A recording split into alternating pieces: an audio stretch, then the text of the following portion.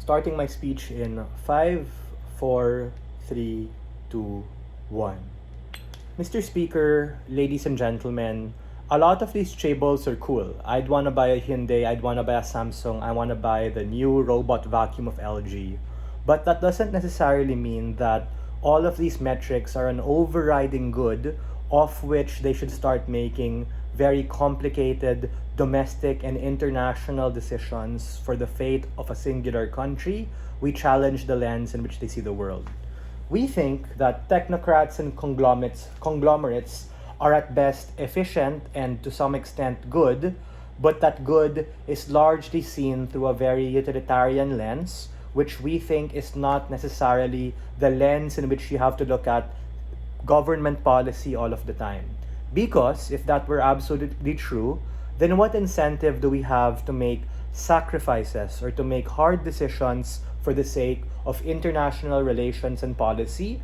Capitalist systems like the economy only form or create a portion of the country, and we think that ruling a nation and the future of South Korea is more than just that. Side government or opening government sees the trees but misses the forest.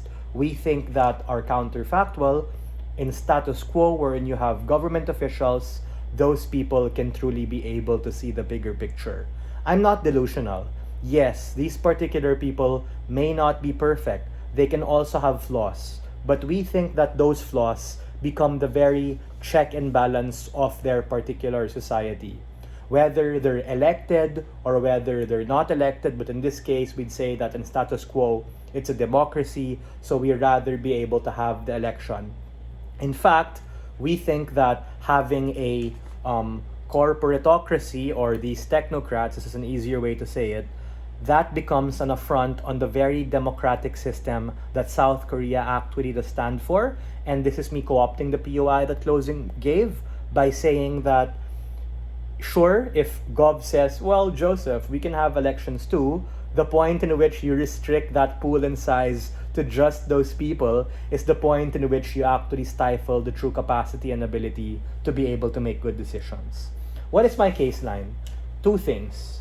Number one, I'm going to talk about the exclusive harms of chaebols and how in status quo, we can co-opt the benefits of them remaining in the private sector as part of the economy without having them to rule the shots and be able to make decisions for the government. The second thing I'm going to talk about is the idea that these governments, whether it be through opposition parties, civil servants, and people running for domestic and international positions, are actually able to serve as a check and balance against corporate greed. And lastly, I'm going to talk about the value of a democratic system and how it has to be all-encompassing. Let's move on to the first idea. What are the exclusive harms of the chaebols? The exclusive harm of the chaebols is exactly what the previous speaker mentioned. The very fact that what motivates them is profit maximization and cost reduction looks at people and looks at society merely as a means to an end. Meaning, how can I pump out the most profit or the most money from this individual, from this society? And that's exactly the harm that we see in South Korean culture right now that a lot of people are complaining about. It's so cosmopolitan, it's so materialistic, it's moving so fast, it's like Tokyo on roids, and ultimately, yeah, things are efficient, it's comfortable to live there, but are people truly happy? The intuition pump here is the hedonic treadmill, which ultimately these chaebols have perfected to really be able to lock in people into this form of modern day slavery, wherein it's all a matter of being able to buy the next car, buy the next vacuum, buy the next phone, go on the next trip. And that's exactly the feedback loop that rewards their very system, because these people make money from that. So it now becomes a conflict of interest. If these people are running the shots, are they gonna do what's best for their own corporation, their own conglomerate, or are they gonna do what's best for the civil service? Because I posit that something like social welfare and state services are not capitalist at all. So the question then becomes, are they going to reduce their sales and reduce their profit to be able to give back to the poor, to give back to people? We think that at best, you have things like CSR programs, yay, going green, being able to help people. But we question the true intent and capacity to be able to do it, wherein oftentimes it's really just a matter of masking corporate greed. The second idea, in terms of the exclusive benefits towards status quo or having government elected people, are that you actually have an opposition party. And this is where I flip what PM mentioned. If PM said that you actually have people who are passed on from power, because oftentimes these chaebols are family run in terms of majority stake, what you have, ladies and gentlemen, is perpetual nepotism.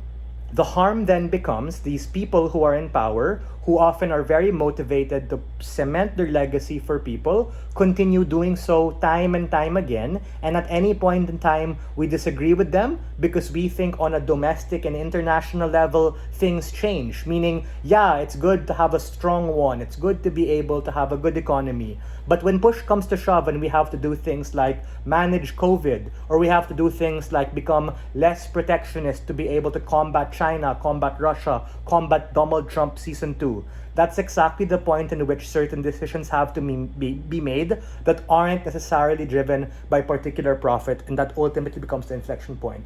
Go for it, Dylan. Yeah. Is a democracy an inherent good?